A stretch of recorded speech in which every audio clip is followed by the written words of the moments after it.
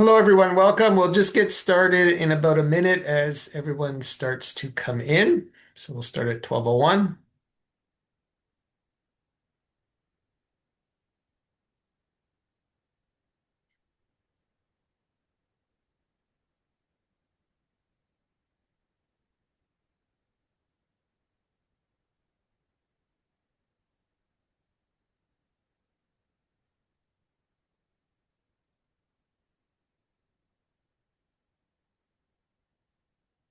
Hello, everyone. We'll get started today because there's a lot of great information to cover, and we want to make sure that we go through everything. Welcome to the 16th edition of the WOW study.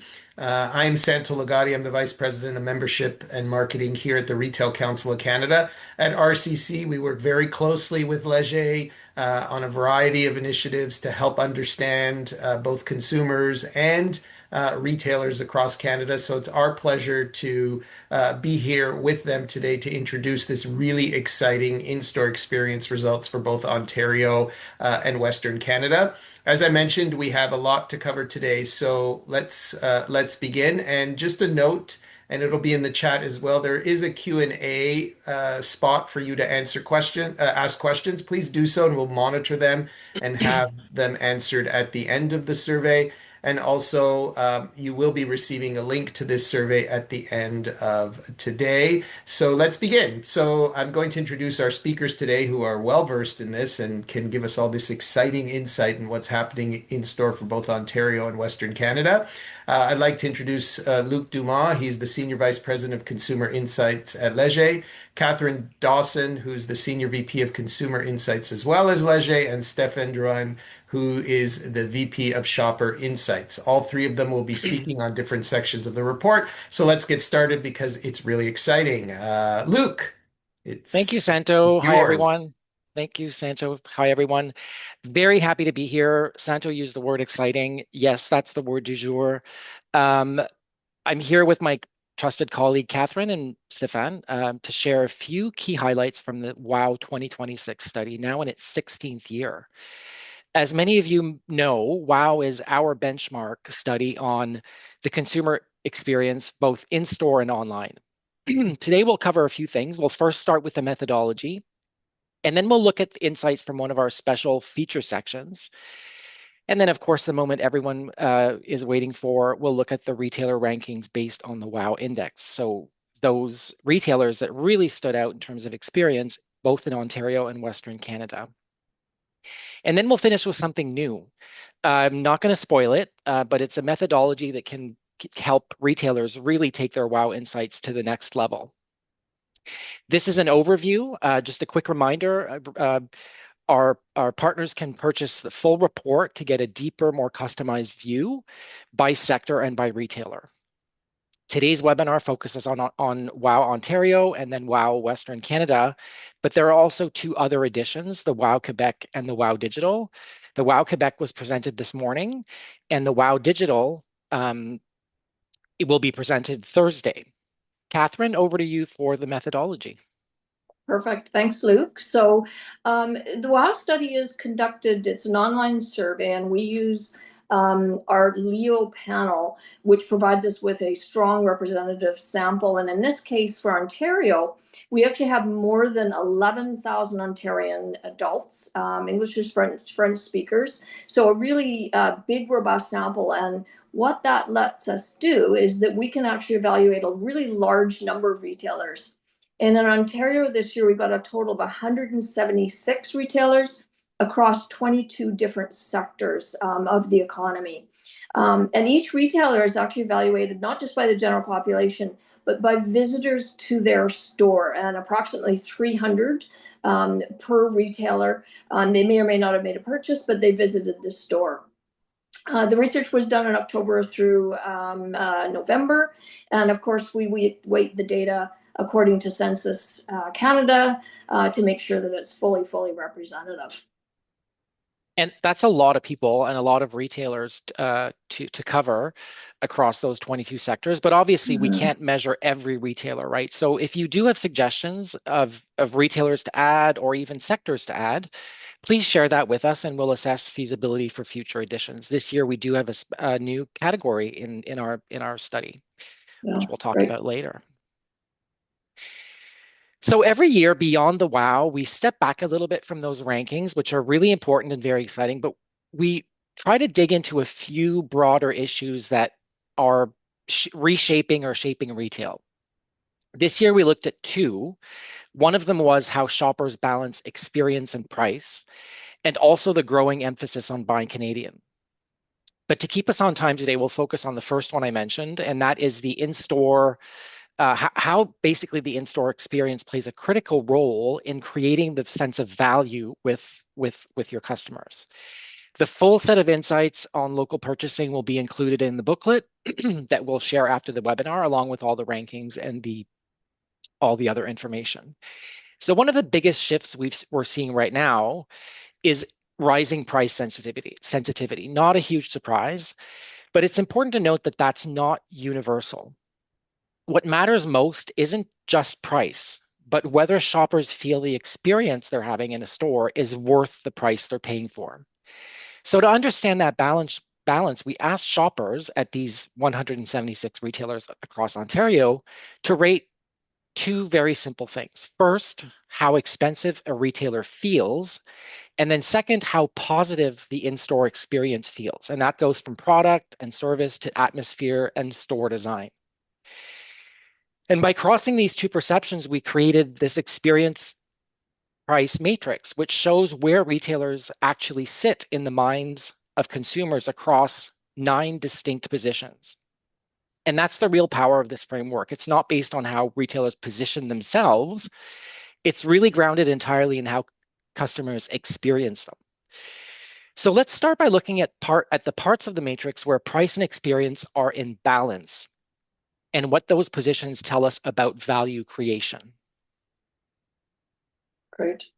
So looking here at the first 3 segment or groupings, as Luke said, these are where things are in balance. So basically the experience in the mind of the consumer equals the price that they perceive themselves to be paying.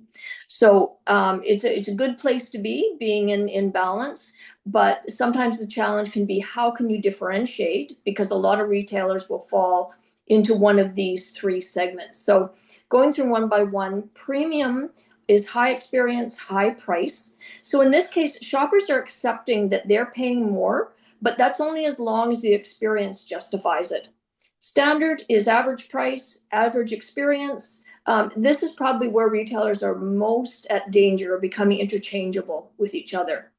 And then finally, economic positioning, where you have perceived low price and a low in-store retail experience. So this is a pretty clear, honest proposition. It's simple, it's efficient, it's no frills. Luke, do you want to take us through the next 3? Sure, yeah. So we have 3 more positions to present, and these are what I would call slightly more challenging in this matrix. And these are the ones where shoppers feel the price outweighs the experience. So you'll see here in light gray, these 3 groups, and we have the selective group, and this is, retailers that are perceived as being expensive for an experience that only feels average. Then we have the minimalist group, which is where retailers combine, where basically there's a combination of perceptions of high prices and low experience, and that mismatch is very apparent to shoppers at these retailers. And then we have the functional. These are retailers that are often described as it does the job, but that's about it. Across these 3 positions, this is where standing still is really not an option for retailers. You really need to be looking at a meaningful elevation of the experience or rethinking how your price is being perceived by consumers. Yeah, really can be a challenge there. Yeah. Well, and I get to present the last 3, which are kind of enviable positions to be in for retailers. And this is the case where you're delivering more than the customer expects for the price. So for the Experience Plus segment, you've got a strong experience, but at only a mid-range price. Then a wow segment, as we would like to call it, is the Value Plus. So you have a low price but you have a high experience. So this is really rare. We don't see a lot of retailers that can manage this. And then popular, so a low price at a mid-range. So you're getting exceptional value for money. The thing with these three positionings are they're hard to achieve, and they tend to be kind of fragile, and they tend to be rare. The challenge here is really once you've achieved delivering something more than they expect, is to continue to kind of protect that generosity, because shoppers can get used to what they're experiencing, and then it doesn't become something that is seen as being more. So it's a tough one in the current economic climate in particular. So next, we're going to take you through a little bit of the results from our study on this matrix. Luke, do you want to do some for Ontario? Absolutely. So I'm not going to get into too many of the specific retailers because I think it's more helpful to look at the overall distribution across the matrix. We can see that about half of Ontario retailers fall into that those balanced positions. And within those three balanced positions, the largest single group is the standard segment. These are retailers that are perceived as being fair on price and experience, but largely they become interchangeable. So retailers like Staples, Rona, Structube, JD Sports, they're doing a good job, but people will go elsewhere if they need to. And we'll see on the next slide when we look at the same matrix for Western Canada that Ontario really stands out for having a higher proportion of retailers that fall into the selective group. So these are brands that are charging more than the experience justifies. And we'll see also that that there's a smaller functional segment compared to Western Canada. We've included examples of retailers in each quadrant to bring this framework to life and reflect how consumers perceive the Ontario retail landscape. We won't walk through each one in detail, but keep in mind that you will get the full breakdown in the report that will be shared after today. Perfect. And interesting to see there's no examples in the value quadrant in either Ontario or in Western Canada. It's a tough positioning to achieve, and even tougher to maintain. Yeah. Maintain is the key there. Yeah.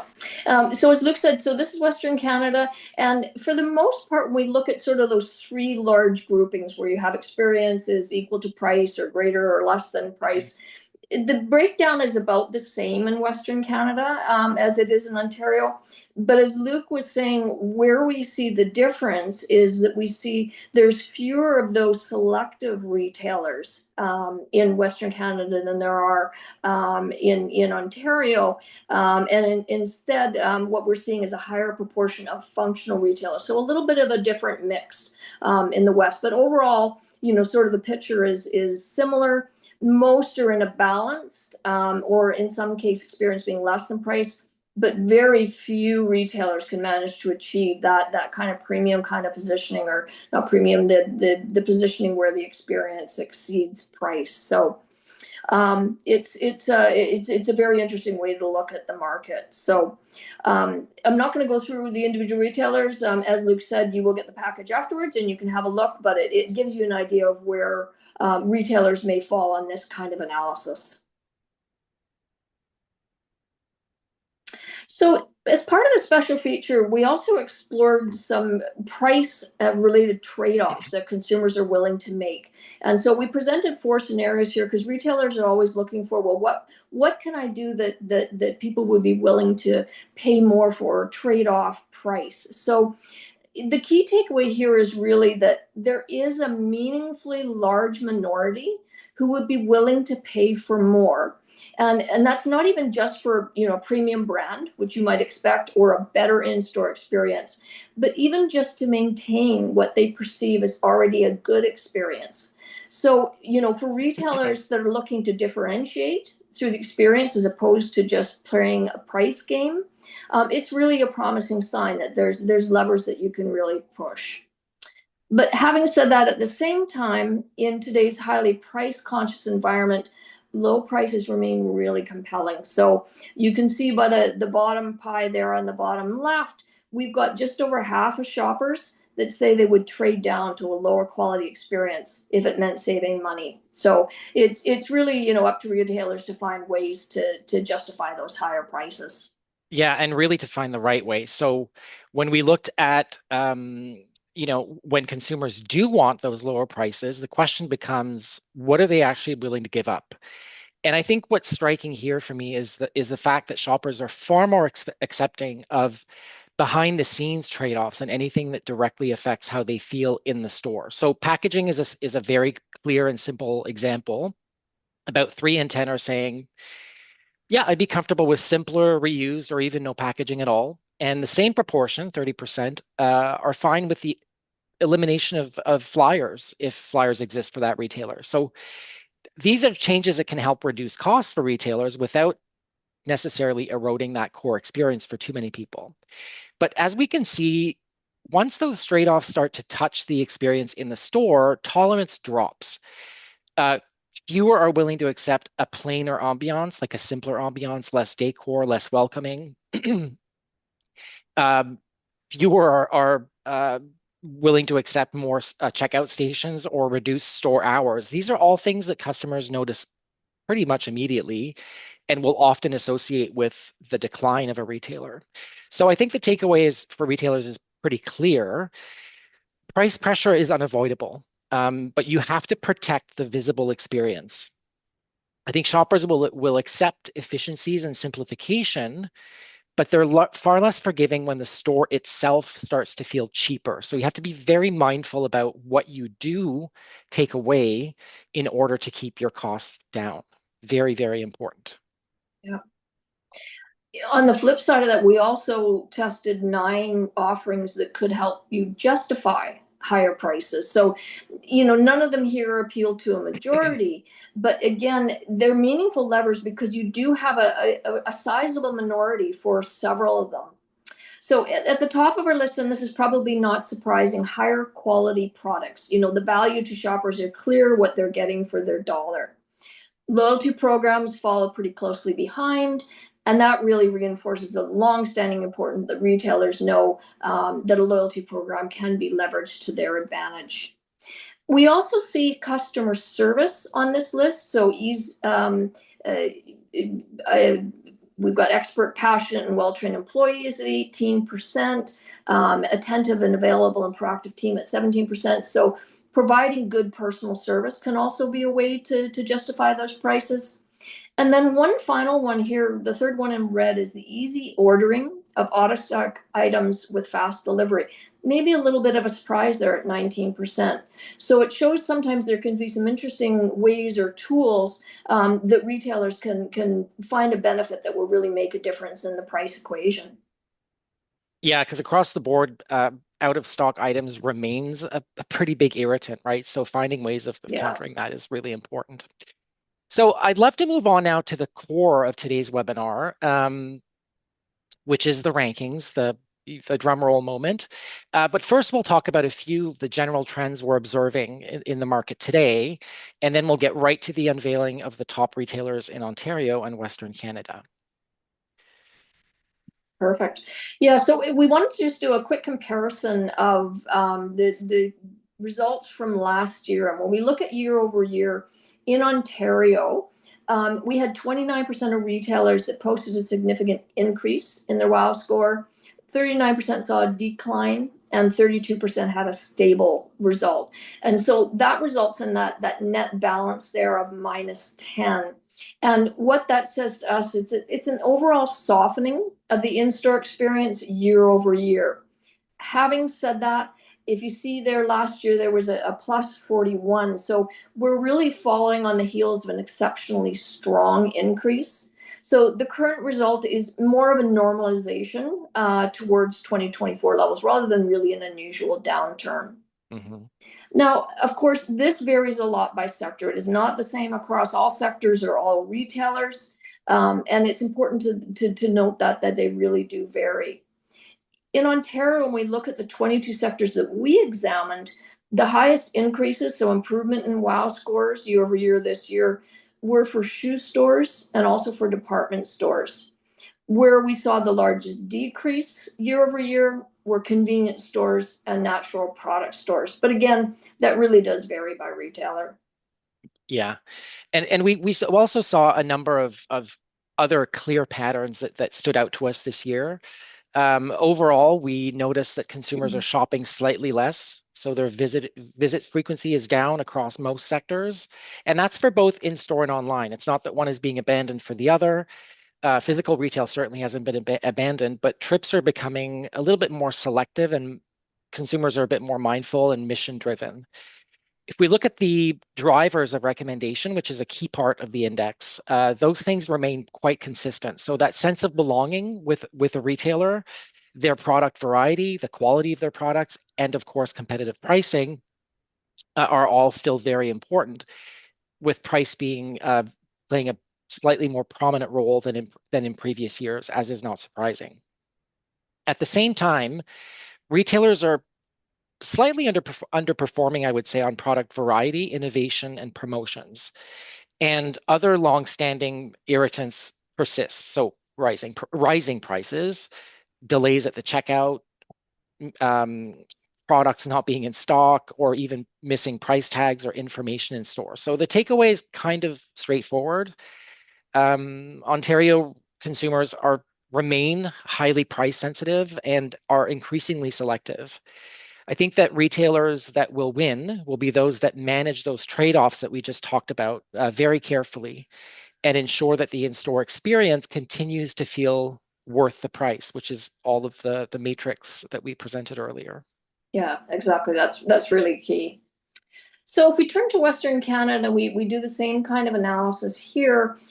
We see a little bit more stability in the score. So we've got just over half of the retailers that we included in the study have a stable year-over-year score.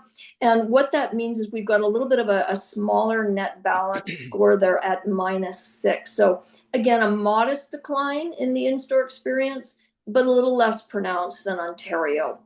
And it's a little bit different by sector as well. And here what we see is the highest increases are specialty stores, and you'll see there's a variety of different kinds of stores that fall in that, and we'll go through that sector a little bit later.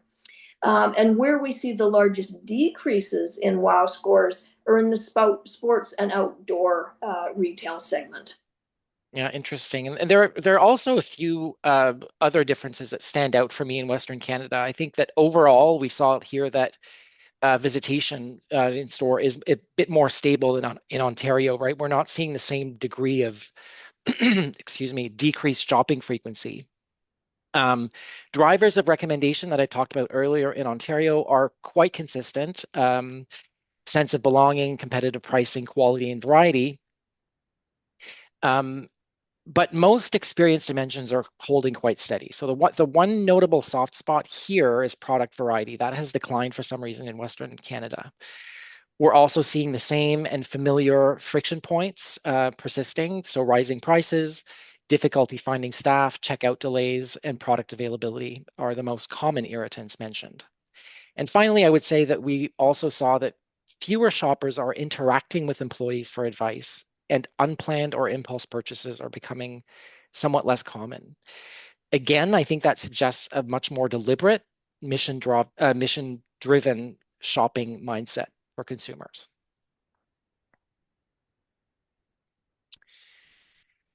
Before we get to the rankings, I know we said we would get to the rankings. It's worth taking a moment to ground ourselves in what the WOW Index actually represents.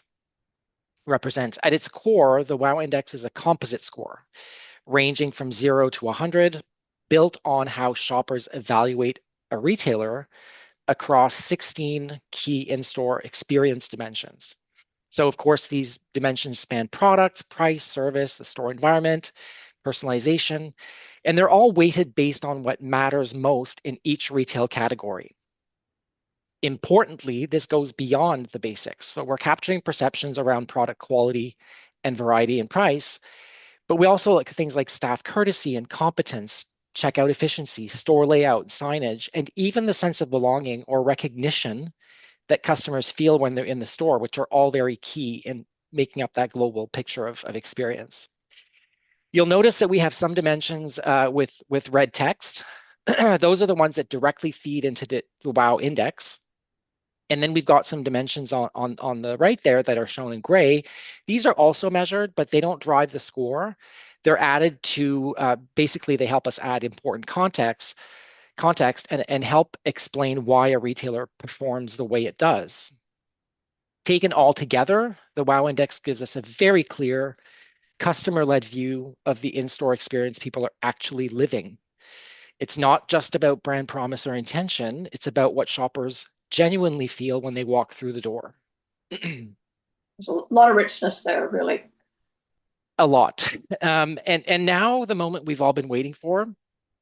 Again, a reminder, this is grounded in direct feedback from thousands, tens of thousands, 11,000 Ontario shoppers and our very rigorous WOW methodology and model. We're going to start the countdown to the strongest in-store experiences in the province this year. We'll reveal them one by one, leading to number one. So at number 16, we have Chocolat Favori. They're entering the ranking for the first time this year. They really stand out for their product quality, their eye-catching in-store displays, and the care they give to each customer. I think this is a brand that feels very indulgent and not transactional, both in its product and in experience. At number 15, we have Laura. Laura's been part of the study since the very first year of WOW in Ontario, and this is their first appearance among the top performers, clearly driven by a continual improvement in service and staff availability as evidenced by the data. At number 14, we have Ren's Pets, a quite familiar name in this ranking. They've been in the ranking now, the top for 3 years in a row. They continue to excel in their store layout, the atmosphere, and their customer service. New to the study this year and an immediate standout, we have Hermès at number 13. They really set the benchmark for customer attention and earned the highest score actually in the entire study for diversity and inclusion, which is very important for consumers. At number 12, we have Cabela's. They are a powerhouse in sporting goods. They deliver exceptional assortment, and they rank number one overall for checkout efficiency, store layout, and store atmosphere. At number 11, we have Lush. They are a longtime high performer in Ontario. They stand out for their product variety and service and rank number one overall for staff expertise and in-store availability. Yeah, and I just want to point out for Lush that, as we saw earlier in the examples, this is one of the retailers that fits in our balanced premium segment. So they're high on store experience and high on price. And we're seeing a lot of those kinds of retailers that will show up in the top ranking. So it really helps to maybe explain why it has such a strong standing. Yeah, absolutely. At number 10, we have another consistent leader, Nespresso. They're highly knowledgeable, very passionate staff. Is really one of the strongest things about the retailer, but also consumers really appreciate their very strong omni-channel execution. We're noticing that in the study. Yeah, and this is another retailer that's in that balanced premium segment. So high on price, but also high on the experience. Right. So it's all worth it for consumers, right? At number 9, we have Lindt, another strong showing from a very strong showing from the chocolate category. Performance here is driven by their product quality and the depth of their assortment. At number 8, we have L'Occitane, back among the leaders for the second year in a row after ranking number 1 last year. They're exceptionally strong in their visual merchandising and the in-store clarity of their displays and product information. At number 7, we have Lego. They're back in the ranking this year. Lego ranks number 1 for their in-store displays and continues to delight shoppers, including myself, through their ability to help discover new products and are very much valued for the product quality, actually, of what they offer. Really something for people of all ages, right, Luke?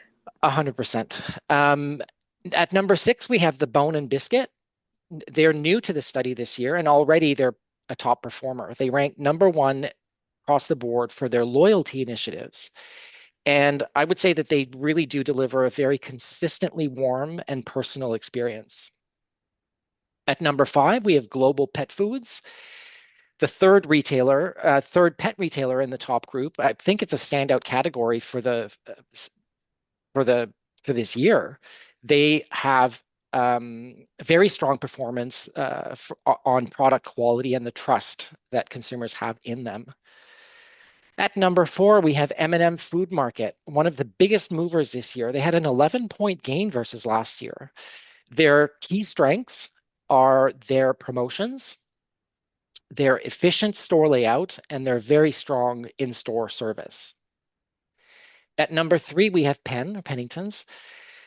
Third year in a row among the top performers. They rank number 1 for sense of belonging, and that's the single most important driver of recommendation. They have a really good understanding of how to build a strong emotional connection with their customers, which is very, very key in that category.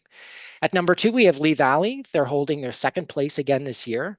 I think they're kind of in a league of its own when it comes to product quality, or at least perceived product quality, their variety of products and innovation. And combine that with what is seen as excellent in-store service and their store atmosphere helps explain their placement here.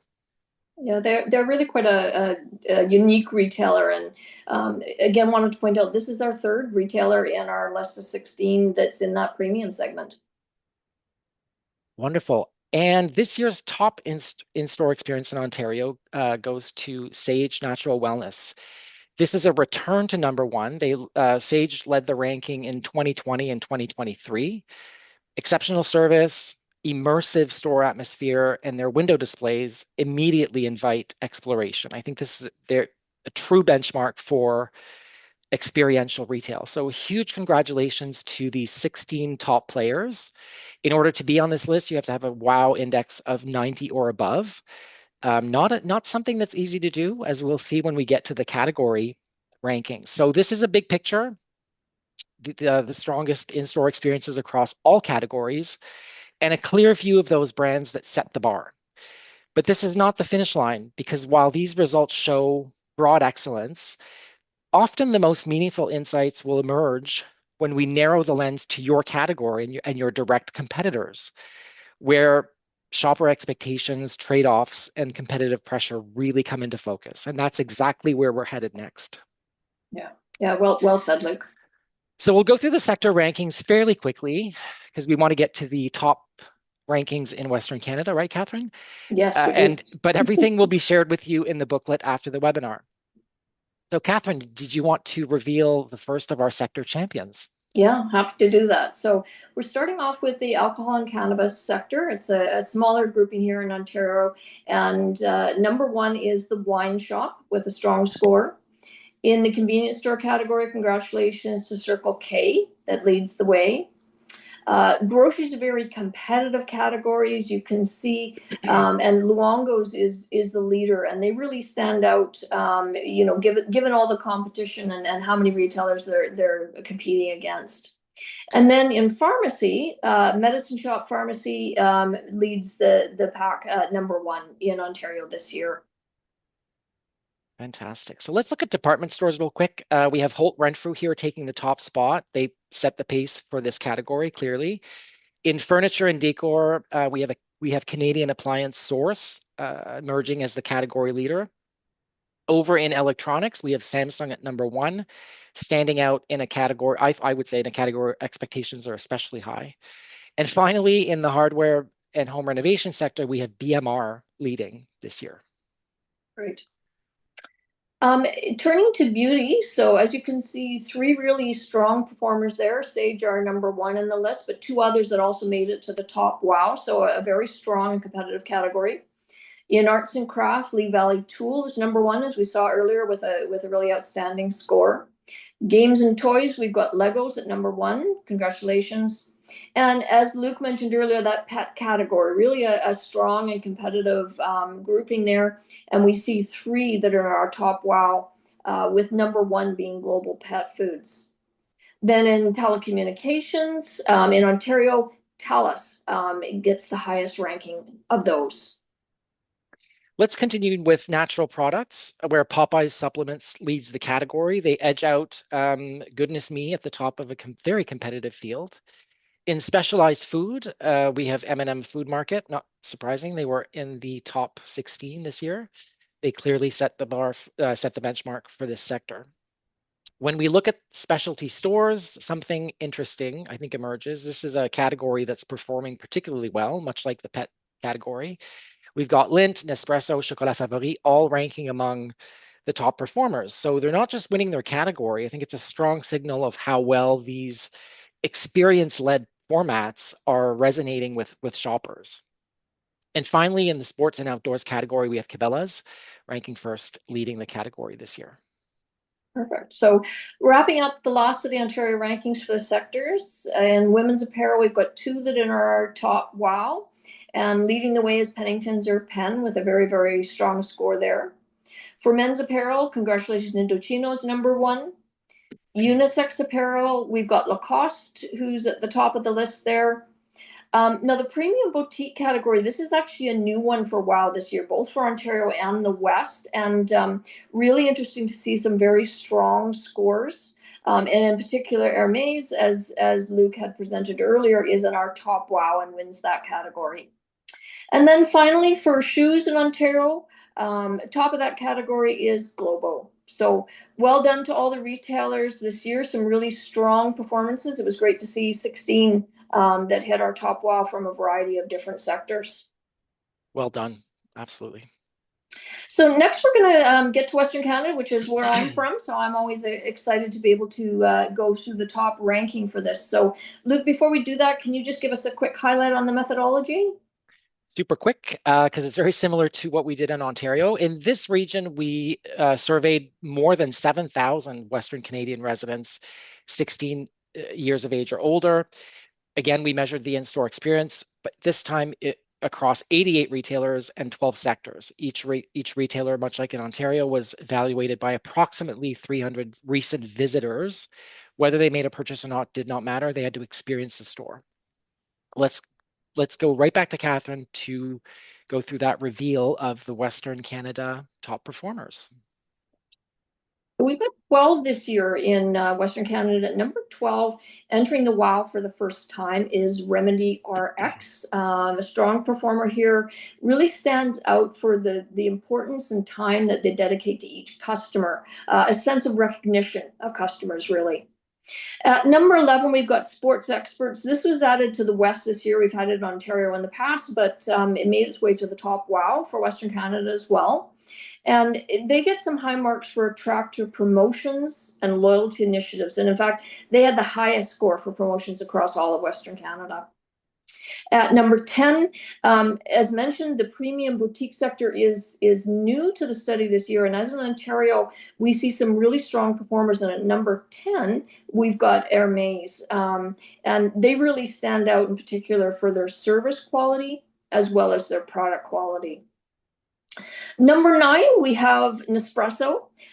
This is a strong performer across Canada. We saw it in the Ontario rankings as well. And really the benchmark it sets is for product quality, as well as being in the top for product variety. This was another brand that was placed in our balanced premium on the matrix. And I think that really demonstrates the power of delivering an experience for the right value. I think that goes a really long way for consumers. Yeah, really delighting the shoppers. Yeah. At number 8, we find, well, actually it's a tie with number 7 with another retailer, is another one from our premium boutique sector, and it's Prada. And Prada is well rated, particularly for the in-store welcome that it gives their shoppers, and does really well for their store signage as well. Equal, also at number 7, is a third retailer from our premium boutique sector. So really like those premium boutiques out here in the West. They're well rated for their in-store welcome, for the new products and discoveries, as well as their customer loyalty efforts as part of where they stand out. And this was another retailer where we can say that consumers really feel they're getting the experience they pay for, right? They were also in our balanced premium retailer grouping. Yeah, exactly. Yeah. Then turning to the pet sector, we've got one appearing here at number 6 is Home Alive Pets. And Home Alive Pets was ranked number 5 last year, so similar ranking again this time. And they really outperform all of their competitors in their sector and pretty well all the areas that we evaluated them on. At number 5, we've got Wine and Beyond, and they essentially swapped places with Home Alive Pets. They were number 6 last year. And so this is really the third consecutive year that they've been in this ranking. And they stand out for providing a sense of belonging, as well as in-store merchandise and product variety. They were in our Experience Plus segment on the Matrix, and that really clicked with me because I recently visited one of their stores. And I have to say, Catherine, I'm extremely mission driven. I know what I want. I know where to go. I walk out. In this store, for some reason, obviously their layout and their product placement was done in such a way that I found myself exploring and buying more stuff than I needed. Not shy to say. What every retailer wants to hear, right? Okay, so number 4, we've got Sage Natural Wellness. So this was number 1 in the West, so still really highly ranked, still a strong performer, and has particularly strong scores for the pleasant atmosphere and highly attractive stores. And if we had a rating for smell, I'm sure they'd be number 1 for sure. That's why I walk in. Yeah. Number 3, we've got Everything Wine. Last year they were number 2 in the West, so really ranking highly again, and they're up there for the product variety, discoveries, and employee availability to help their customers. Number 2, we find Lindt. Again, third consecutive year for this one, so among the best in-store experience. They were number 4 last year, so they've gone a little bit further up the wow. And they do well in having clear and well-organized stores, so you can get to that chocolate even quicker. An efficient experience, but with a warm welcome as well. And then closing out, we actually find a 4th premium boutique retailer on our list. So really a strong showing for this category this year in the West. To find them at the top, we've got Saint Laurent. So top employer for employee courtesy, delivers outstanding results across pretty well all dimensions, and even does well on price perceptions, even though they're in that premium sector. So next we're going to go through the sector rankings as we did in Ontario, and we'll go through them quickly. You will have these in your package at the end of the day. So Luke, do you want to just start us off with the first few? Sure, I'll start with the alcohol category. Here we have Everything Wine leading the sector, with Wine and Beyond very close behind. But have a look again. We've got 2 stars there. That means that this is a category that performs particularly well in the Western market. We have 2 of the players in our top 12 list. In grocery, we've got Grocery Co-op coming out on top. I think they stand apart in a pretty functional, price-sensitive category, where delivering a strong in-store experience is particularly challenging, but they do it quite well. Turning to pharmacy, we have Remedies RX, excuse me, ranking first, followed quite closely by Guardian and the Medicine Shop. A pattern we often see in this category, I would say, Catherine, is we see smaller format, service-led banners tending to outperform larger chains on experience. Yeah. And then finally, in department store, we have Holt Renfrew leading the category. They continue to set the standard in a space where expectations around service remain very high. So when we get to electronics, we've got a smaller list here, but Apple Store is top of the group there. In our pet department, again, we've got a lot of retailers that have some strong scores, and Home Alive Pets is the leader in Western Canada. For furniture and decor, Sleep Country Kennedy is number 1. Congratulations. Home hardware is number 1 in our hardware category. And then for telecommunications, when we look in the West, it's Virgin Plus, so a little bit different than the landscape in Ontario. So Virgin Plus leads the way compared with TELUS in Ontario. So interesting to see those differences by sector. Yeah, great showings by everybody. In the sports and outdoor sector, we have Sports Experts, which we've already talked about. Specialty store, again, a very strong category with 3 players being in the top. We have Lindt there at the top. premium boutique, we've already talked about Saint Laurent, but very close third, two, 3, and 4 players, which are Dior, Prada, and Hermes, all placing in the top 12.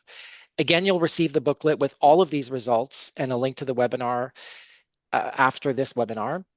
And we'll be also hosting another webinar on Thursday focused on the online customer experience with an additional special feature insights. Now back to Santo, who will introduce us to something new at Leger.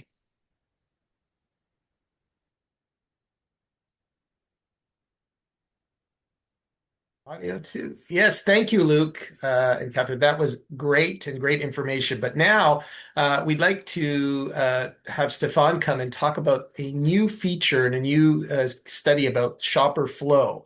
And given the time, I think we'll start right away because this is very interesting information. Stefan? Yeah, thank you very much, Santo. This is very exciting. I'm really glad I've joined Leger as new Senior VP Shopper Insight to build and expand our Shopper Insight practice across all our clients across Canada. So I'm really glad to be here in the context of today's retail world where consumer spending is tight, economy is uncertain, and also AI now being part of the shopping journey equation. It's going to be very, very interesting to deliver some key shopper insights. So at Leger, we're always looking at ways to improve, to bring some added value, bring some strategic insights to our clients. So shopper flow is a new way to do that, and we're launching this today to all our retailers, clients across Canada. So what is Shopper Flow?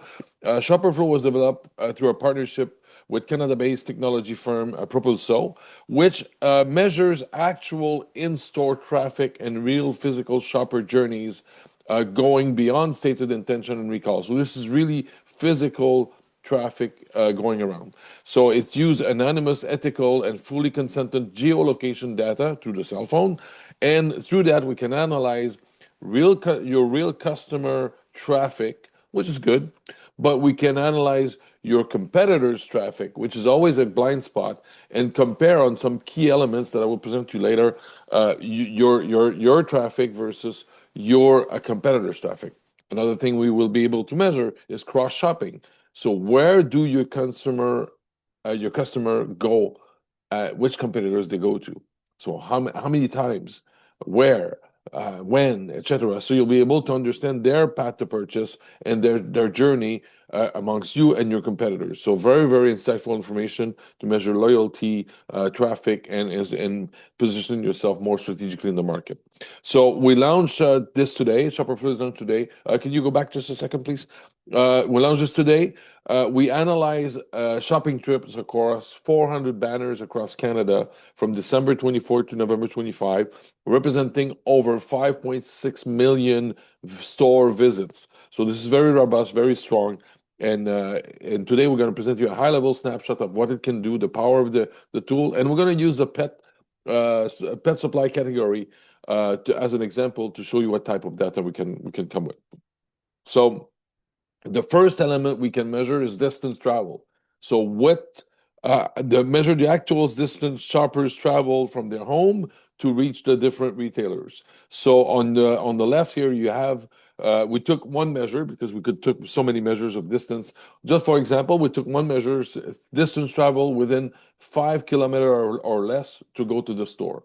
So you have the distance travel per category here shown for the different sectors of retail, where you can see that some of them are more local and convenience, some of them are more destination. Which is interesting because some of specialized stores are more become a short distance sector as well, and some compared to other ones. So as shown in the table, specialization is more often translated into destination appeal. In Ontario, specialized retail categories tend to operate as destination retail, with shoppers willing to travel farther for assortment, expertise, and differentiated value proposal.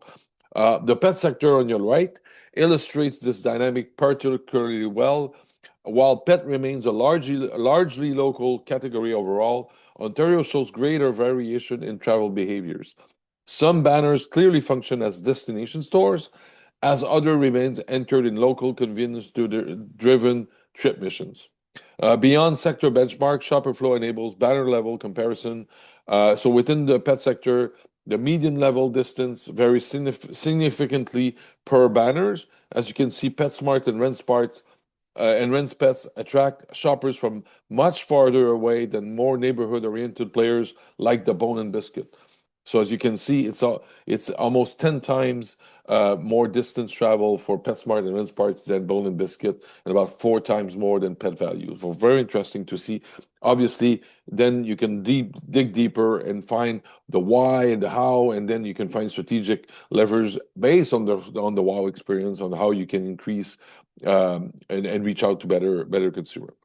The other element we can measure is duration of visit in your store. So if you see here, once again, per sector, we've given this data for now as an example, less than 15 minutes, 15 to 29 minutes, and 30 minutes or more. There's a big variation per different sector. Very interesting to see on both end of the spectrum.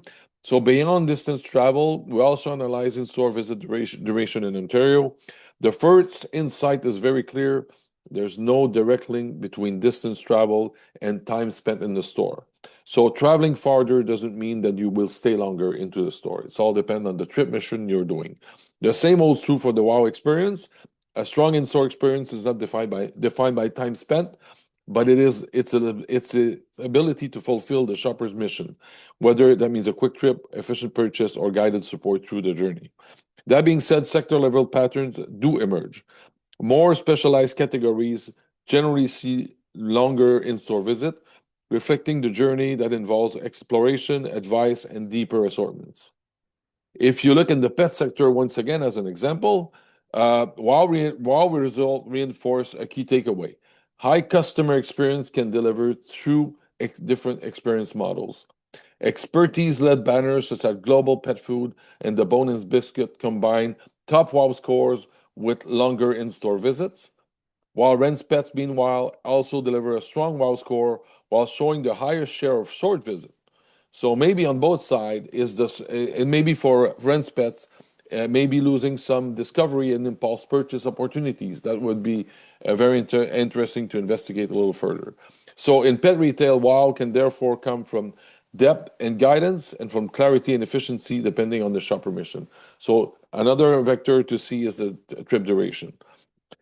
So the previous section focused on sector level insights such as broader shopping trends and distance travel and visit duration.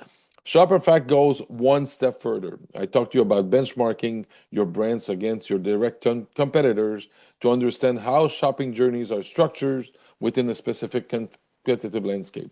So, for example, we can measure two very strategic analysis. The first one is trip share of visits, and the second one is cross shopping. So on this one, I will only show the share of visits, but cross shopping, we can understand the percentage of your customer that go to other competitors and in terms of percentage overall. So it's very interesting to see where you're losing share of wallet into your current customers. So when we look at the comparison between, for example, Pet Value and PetSmart, two distinct traffic generation model, both captures a similar share of visit, but through different structures. Pet Value relies on broad store network. PetSmart achieve comparable traffic with much more smaller footprint. And the element is very interesting here is not only to look at the share visit, but also compared to the percentage of retail stores. So some of the retailers there all over-index, like if I take PetSmart once again, almost 2.5 times the number of store in terms of share of visit. And if I look at Global, for example, 20% of the retail stores in the market with 13% of share visits. So these are all indicators of where you can have opportunities going back to your 16 wow parameters, going back to the place you want to play in the market.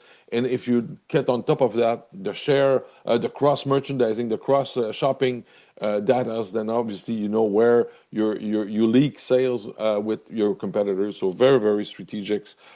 Another end of the spectrum, if I look at Renspets and the Bone and Biscuit, they're more frequently, and this is a cross shopping analysis, they're more frequently part of a multi-banner shopping journey. So it's interesting for them to see that this does not necessarily reflect a weaker performance, but the role they play in the shopper's journey, and they play maybe a more proximity role, and maybe for the bigger basket, they go to the other retailers. So that's interesting to dig into this. Once again, not a deep analysis for now, but just giving you some insight of how this information could lead to other strategic insight. So we're launching Shopper Flow today. It's a very, very affordable research to get all those traffic data. I invite you to contact us to know more. Obviously, as I said, you go from the power of real physical in-store that traffic data available. For a full report, you have yourself and your 4 direct competitors. We can add competitors if you want to. The deliverables include share visit between you and your competitor, cross visitation where your shopper go elsewhere, a detailed visit profile for your banners, but benchmark to your competitors in terms of visits by day of the week, distance travel, city or region of origin, so we can make clusters of where your customers and your customers' competitors are coming, visit duration, visit frequency. So this is a very, very highly flexible tool. We can define whatever time period you want. You can define a smaller region if you want. We can even look, if you have a store that's in problem right now, we can look specifically at that store in terms of traffic and cross traffic and competitors. And also, this is a great tool for new store opening evaluation. So please contact myself directly or your Léger contact, and we'll be able to tell you more and look at it specifically with your business challenge. Look, back to you. Thanks so much, Stéphane. This is very, very interesting. Before we wrap up the webinar and move on to the Q&A section, which I want to leave time for, I would like to once again congratulate all the winners this year for succeeding in creating that value and offering your customers a balanced and positive in-store experience. The results were very brief. You can get a full report, contact Léger. Don't hesitate to reach out. I think these reports provide more than just a benchmark. They're really a diagnostic tool of which parts of the experience matter the most to your customers and how you perform on these. So it becomes a very important decision tool overall. With that, I guess we can go to questions, Santo, if there are any. Yeah, there's a few. We'll see what time do we have. First question is, how are brands selected for this study? Are they submitted by the customers? Did they subscribe by themselves? Or is it Léger who's making the selection?